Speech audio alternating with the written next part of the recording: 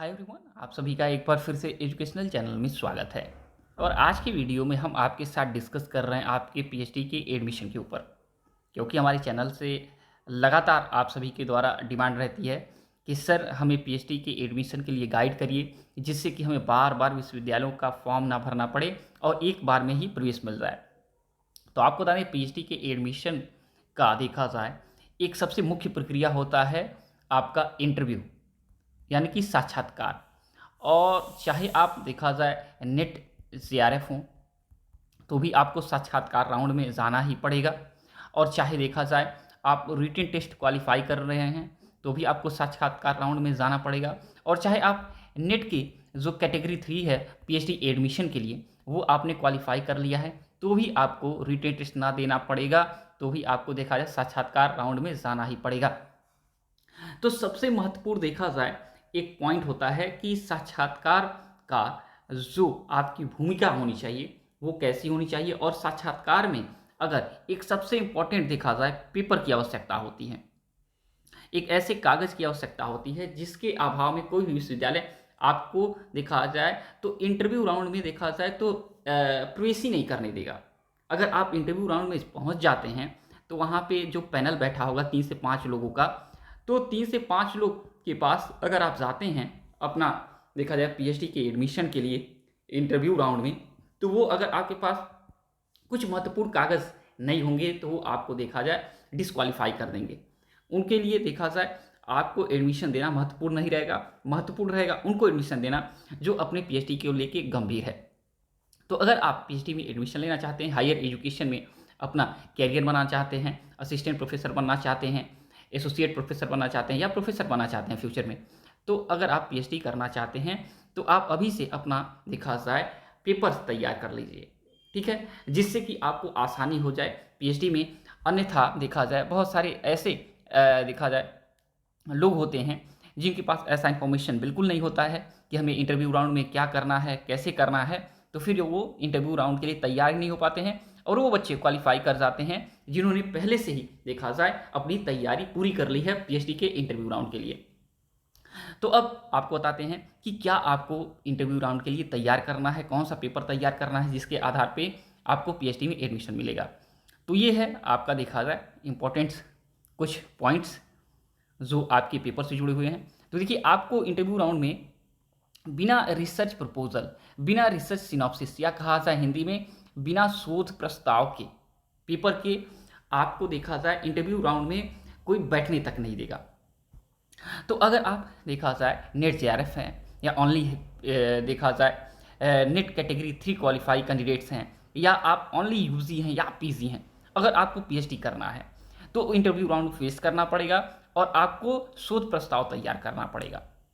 आपको बता दें, शोध प्रस्ताव जो होता है वो होता है आपके देखा जाए जो रिसर्च आप करने वाले हैं फ्यूचर में, उसका पहले ही देखा जाए इंट्रोडक्शन, उसका पहले ही प्रस्ताव आप प्रेजेंट करते हैं कि हम इस पे देखा जाए भविष्य में रिसर्च करने वाले हैं, या आप एक रिसर्च के बारे में सोच से संबंधित जो भी चीज़ें हैं आप रिसर्च पैनल के सामने प्रेजेंट करते हैं और उनको पता चलता है कि आपकी गंभीरता आपके फ्यूचर के रिसर्च के लिए। तो यहाँ पे देखा जाए आपके साथ बहुत सारे डिस्कस भी होते हैं, क्वेश्चन भी पूछे जाते हैं, लेकिन अगर आपके पास पेपर है तो आपका काम देखा जाए तो 99% आसान हो जाता है। तो शोध प्रस्ताव अगर आप तैयार करते हैं तो मुख्य इंपॉर्टेंट पॉइंट ये है कि कितने पेजेस में शोध प्रस्ताव तैयार करें। बहुत लोग 30, 35, 40 पेज में तैयार करना चाहते हैं, बिल्कुल रॉन्ग है। आपको रिसर्च जो प्रस्ताव बनाना है उसको मैक्सिमम आप देखा जाए 8 से 15 पेज के अंदर ही सबमिट करिए, ठीक है।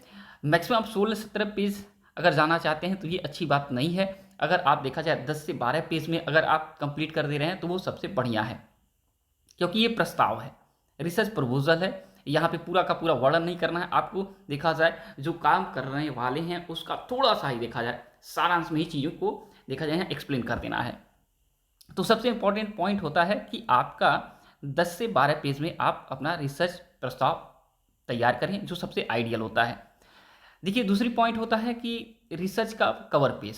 तो रिसर्च सिनॉप्सिस का कवर पेज देख लीजिए, इस प्रकार मुख्य रूप से तैयार किया जाता है। अलग अलग लोगों के द्वारा कुछ इसमें परिवर्तन भी कर लिया जाता है, लेकिन मुख्य पॉइंट जो होते हैं आपके कवर पेज जो होंगे उस पर आपका देखा जाए सिनॉप्सिस आप लिखते हैं, रिसर्च प्रॉब्लम का यहाँ पे टाइटल देंगे, जो आपके शोध शीर्षक है उसको यहाँ पे लिखेंगे। कोशिश करना चाहिए कि एक लाइन में ही आपका शोध शीर्षक यहाँ पे लिख दिया जाए, और शोध शीर्षक थोड़ा सा इजी होना चाहिए, समझ में आना चाहिए। ऐसा क्लिष्ट शब्दों का प्रयोग नहीं करना चाहिए कि भ्रामकता या देखा जाए कोई डबल मीनिंग हो।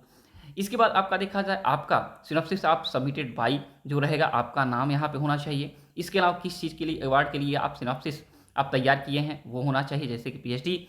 और यहाँ पे आपका जो विश्वविद्यालय है, इंस्टीट्यूट है, उसका लोगो जहाँ पे आप प्रस्तुत कर रहे हैं। इसके अलावा डिपार्टमेंट का नाम, और इसके अलावा देखा जाए विश्वविद्यालय का नाम, इसके नीचे नेम ऑफ यूनिवर्सिटी, ठीक है। उसके अलावा आपका देखा जाए ईयर, वर्ष, ये चीज़ें आपका कवर पेज में इंपॉर्टेंट रूप से होनी चाहिए। अब बात किया जाए कि सिनॉप्सिस जो आपका बनेगा उसके अंदर क्या क्या चीज़ें इंपॉर्टेंट रखनी बहुत ज़रूरी है। सबसे पहला इंपॉर्टेंट पॉइंट हमने कहा, रिसर्च का टाइटल ज़रूरी है कि वो अच्छा होना चाहिए, इफेक्टिव होना चाहिए, और लगे कि हाँ इस पर काम करना बेहतर रहेगा। कवर पेज हमने यहाँ पे आपको बता दिया। इसके अलावा रिसर्च जो प्रपोजल होगा उनका प्रस्ताव यानी इंट्रोडक्शन, उसका समरी पेज के अंदर आप अच्छे तरीके से लिखें। इसके अलावा लिटरेचर ऑफ रिव्यू यानी संबंधित शोध का सर्वेक्षण के बारे में बताएं, हमने कहाँ कहाँ अपने रिसर्च प्रॉब्लम के लिए कहाँ कहाँ दौड़ भाग किया है, किस किस पेजेस पे हमने अध्ययन किया, किस देखा जाए न्यूज़पेपर में हमने इसको ढूंढा है, समस्या कहाँ कहाँ से हमें समस्या के बारे में जानकारी प्राप्त हुई। इसके अलावा ऑब्जेक्टिव ऑफ रिसर्च, रिसर्च का आपका उद्देश्य क्या है, रिसर्च की देखा जाए नीड आवश्यकता क्या है, रिसर्च का आपका बेनिफिट्स जो है, रिसर्च के क्या लाभ होंगे, और मेथड्स ऑफ रिसर्च, रिसर्च के लिए कौन सा तरीका हम अपनाएंगे, कौन सा देखा जाए सैम्पलिंग मेथड अपनाएंगे, कौन सा देखा डेटा कलेक्शन के लिए क्या चीज़ें हम करेंगे, ये सभी चीज़ें इसके अंतर्गत आ जाएंगी। इसके अलावा रिसर्च का देखा जाए कॉस्ट जो बजट है, इसके बारे में आपको यहाँ पे क्लियर कर देना है। लिमिटेशन सीमांकन करना है कि हम रिसर्च वर्क कहाँ करेंगे, कहाँ तक हम इसको देखा जनरलाइज कर सकते हैं। इसके अलावा देखा रेफरेंस आपको लिखना है, बिब्लियोग्राफी आपको डालना है। तो ये मुख्य चीज़ें हैं आपके रिसर्च सिनॉप्सिस से। तो अगर आप लोग रिसर्च वर्क करना चाहते हैं, पीएचडी करना चाहते हैं, तो इन चीज़ों को थोड़ा सा अपने माइंड में रखिए, और रिसर्च प्रपोजल तैयार पहले से कर लीजिए। अन्यथा रिसर्च प्रपोजल लास्ट टाइम में तैयार करते हैं तो वो इफेक्टिव नहीं होता है और फिर समस्या हो जाती है। ठीक है, तो आज की वीडियो में इतना ही। जुड़ा कोई भी क्वेश्चन आपको पूछना, आप पूछ सकते हैं। जब तक नेक्स्ट वीडियो नेक्स्ट अपडेट नहीं लाते, thanks for watching educational channel. आप सभी का दिन बहुत बहुत शुभ हो।